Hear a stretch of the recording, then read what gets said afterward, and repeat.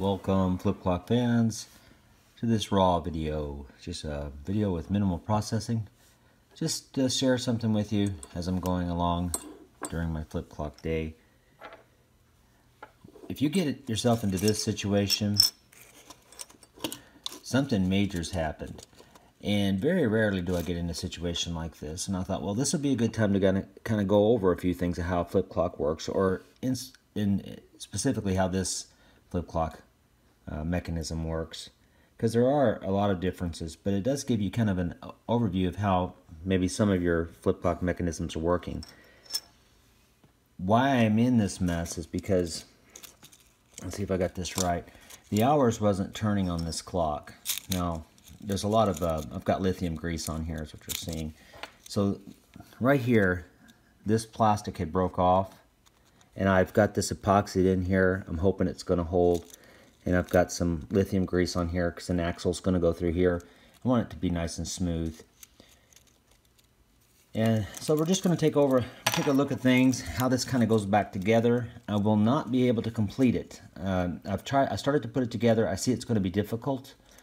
Maybe I can show you sometime that I actually did get it back together. We'll hope. But to actually get the final thing assembled, it's difficult because I can't work from behind this camera very well.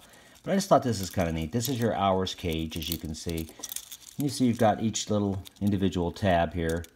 It's got its own little rocker. Rocks on those pins there, and it's hollow in there. It's neat. And then we've got our minutes. So you've got a situation where you've got your hours and your minutes together that are turned by a motor. In this case, this right here. This configuration happens to have the motor on the back.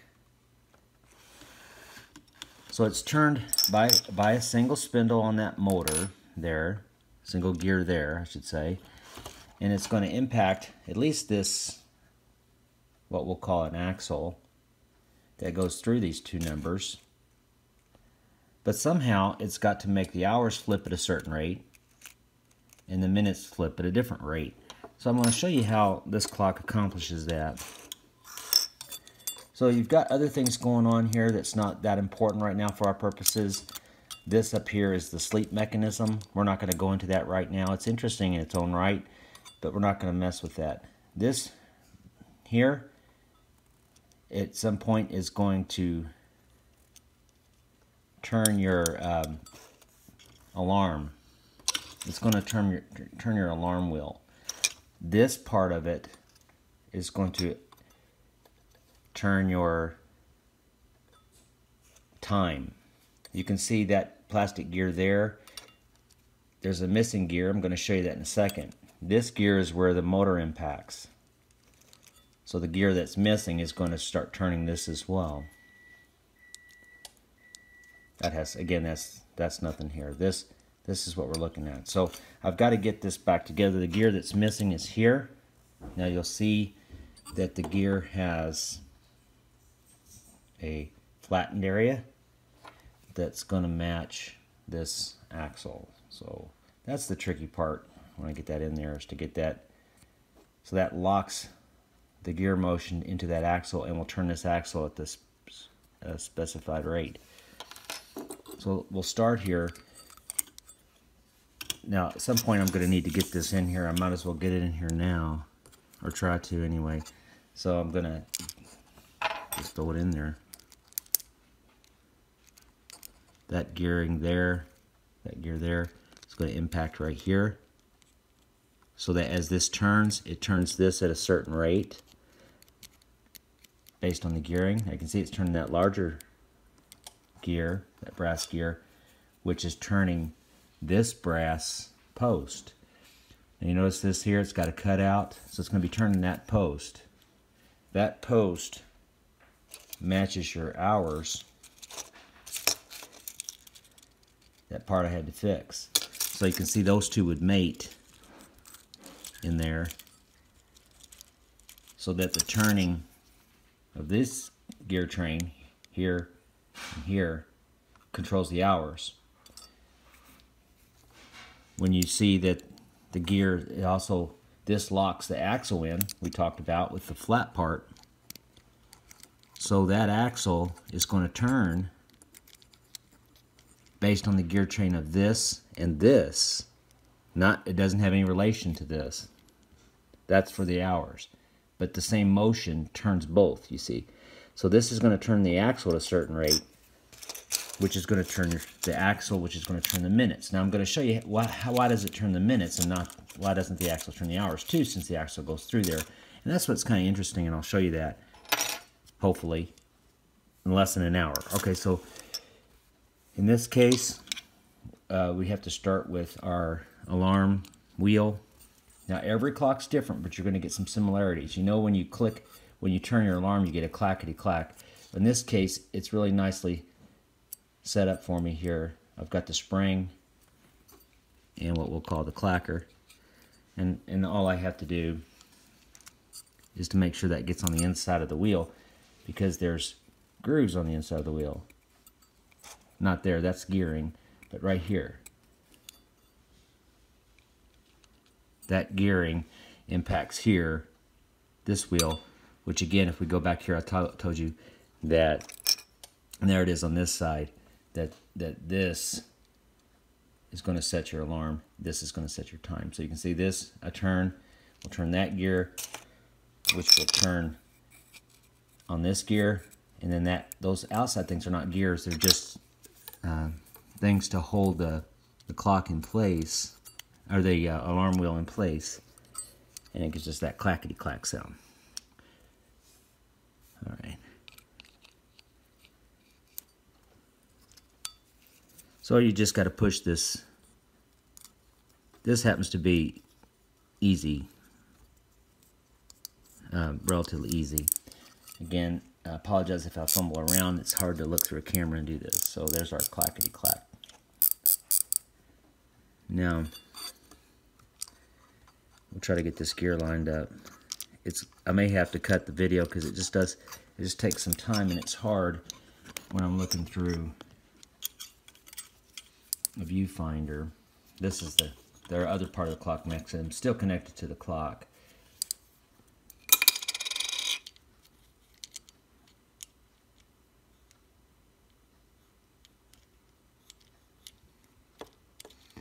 I would imagine they had a different way to assemble, different sequence of assembling, which we're not going to match, of course, because we're in a different situation.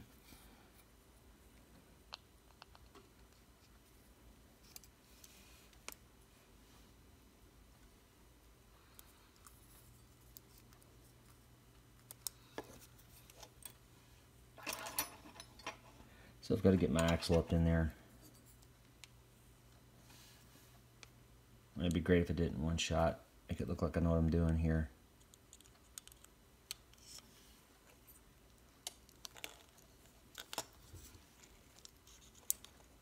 Find myself looking around the camera.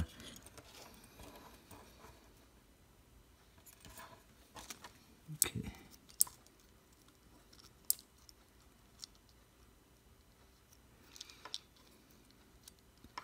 I guess, you know, sometimes when I do this, it just kind of illustrates that some of the videos you'll see, it makes it look so easy, and then you feel bad that you can't do it. Well, that's the beauty of video editing. You can make yourself look better than you are, cutting out the bad parts.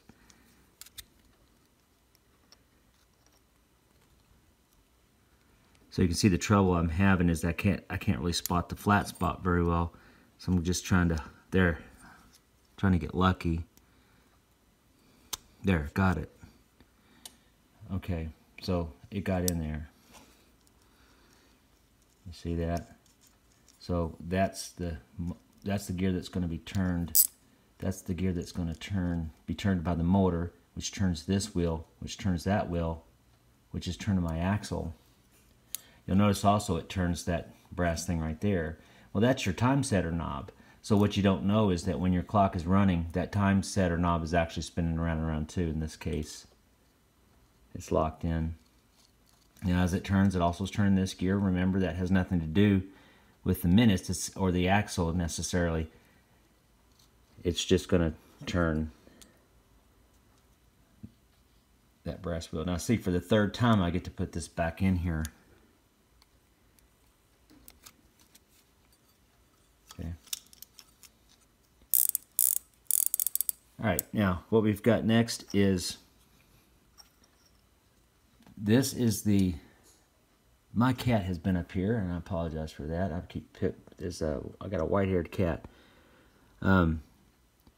This is the part of the mechanism that is going to help the alarm know when to set to release a switch that is going to turn the alarm on.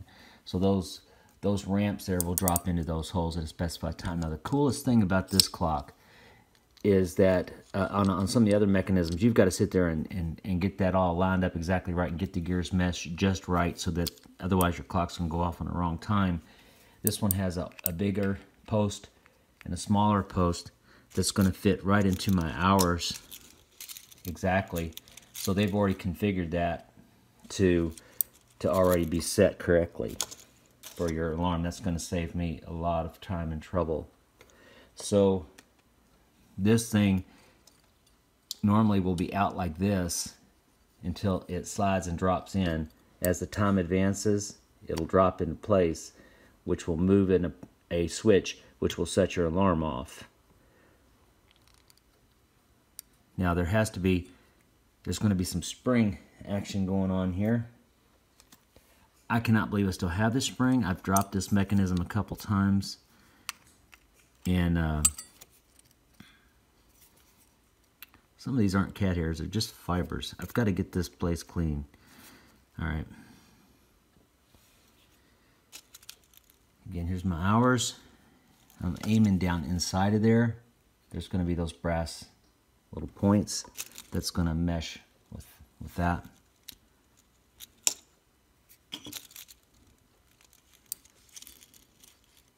And again, I'm going to hit those holes, the big hole and the little hole, hopefully.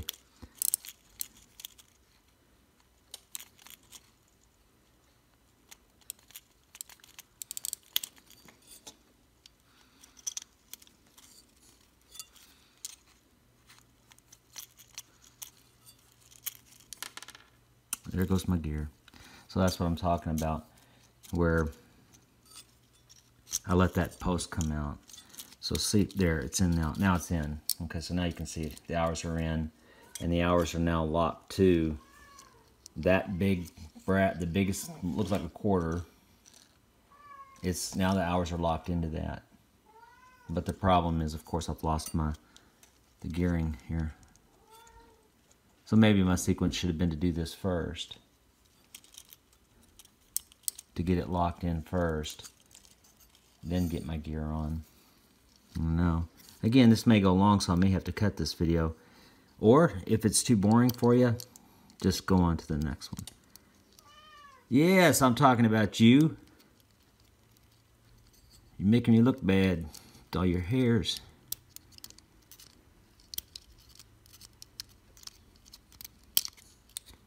That cat is a rag doll. If you don't know what a rag doll is, you should look it up. It's a purebred cat. Yep, and they're expensive. But I got this one on sale. I literally did. The cat was, it's almost like it was rescued. It was in a house that was flea infested. And I think the neighbors had told the county that the person was running a you know, whatever they call that, chop shop for cats. I don't know what they call it. You know, a breeding place for cats and dogs out of her home, and it wasn't zoned for that, of course. So we go in there, and we got it for about a fourth of what they're supposed to cost. No papers though, but it didn't matter because we just wanted a rag doll, and we actually got the cat fixed. So it wasn't like we were going to breed it or anything. I didn't care about its papers or its pedigree or whatever. Okay. But he is needy. Okay, so the spring keeps pushing that out, but you can see we've got it now. If it'll stay in there. Okay, so there's my hours. And that'll be the front of the clock here. So eventually I'll have to get the Have to get the bar that holds the numbers back in place. There's the black cat. Hi, Sheba. Now there's two cats up here. Okay. So we've kind of got an idea how the hours turn. That gear, which needs not to fall off again, will turn this, which is going to turn that, which is going to turn the hours. Now, how does the minutes work? If we know that the axle is going to turn because it's locked into that gear, that's why the axle is going to turn. How does the minutes work? Well, you better have this. It's just a little pin. Now, first, before we put the pin on, is we're going to put on this spring that holds the hour back just before it drops. So that just slides on. There's a place where the back side right there gets secured so it stays still, but that actually is in this part of the mechanism right here. Other clock mechanisms are different. This one, thankfully, has a nice little cutout and it slides in. Some are actually a hole, and you actually have to kind of bend it to get it in there. Spring it back together. Anyway, that's just going to slide right in there. So this is my hour holder backer. That's the official. That's what that's called in technical terms. It's called an hour holder backer. And now you can see where I've got to get my pin in there. And why do I have to have a pin in here? Well, this pin is going to mate up with that slot. So if that pin is made up with that slot, when the axle turns, it will force the wheel to turn. And of course, the rate of speed is all set into the gearing, which is all dependent upon the speed of the motor turning.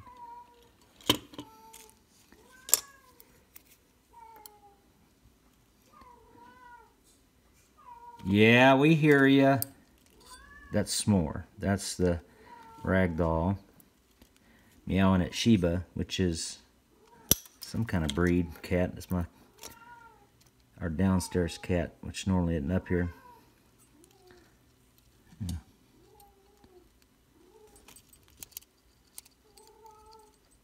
Well,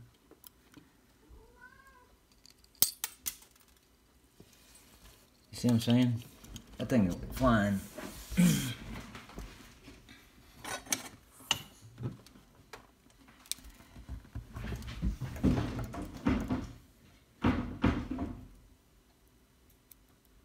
Those cats are chasing each other. They don't really like each other very much. Okay, so there's our posts right there. And our minutes will catch on that post. The front of the clock is here. So we're sort of looking like that situation. It's not as important right now. So you see, here's my minutes. Going to catch on there.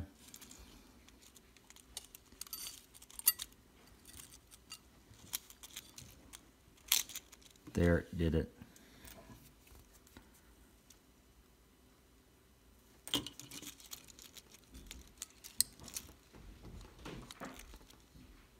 Yeah, shoot. Look what I got it turned around. That's the thing it catches into. Not that. That's why it wouldn't fit on. It's recessed, so it goes snaps in there like that. Just drops in there like that. Okay. So now you can see that if the motor turns that center wheel, which is going to turn our minutes.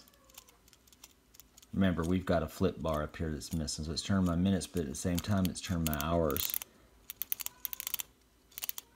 And so, eventually, if all things are connected, that hours is supposed to be turning. Let's see. And it's hard to tell, remember, 'cause it is working, but we're not getting the flipping action just yet because we don't have it set up to gravity. But you can tell now the minutes are moving and the hours are moving too. But if I had it held correctly, we might be able to see those numbers drop correctly. But again, that's all dependent upon this spring thing being where it belongs, which is not yet. Remember, it's got a, there it is there. The hour holder backer has to be connected into its frame so that it holds that hour back at the correct time. Now that's, once I get everything together, I've got to make sure I've got these tiles lined up so everything's good on that situation. So that there's no way, as you can see, this would go for a long time if I was trying to show this through the camera. The hardest thing now is I've got to get this into here.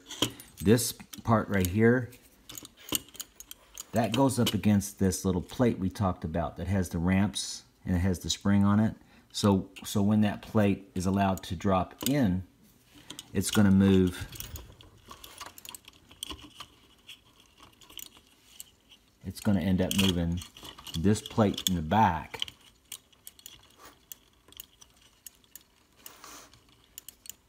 And see, it's impacting the switch here, so that when that plate drops in, it lets that switch open, which is going to set the alarm off. When the plate is moved out, it pushes that button, which stops the circuit from being connected. So we've got a lot to get connected on here. We've got to get this all back together, and you can see things keep trying to fall apart on me. We've got to get the bar in place as it goes back into the frame, and then at the end, on this side,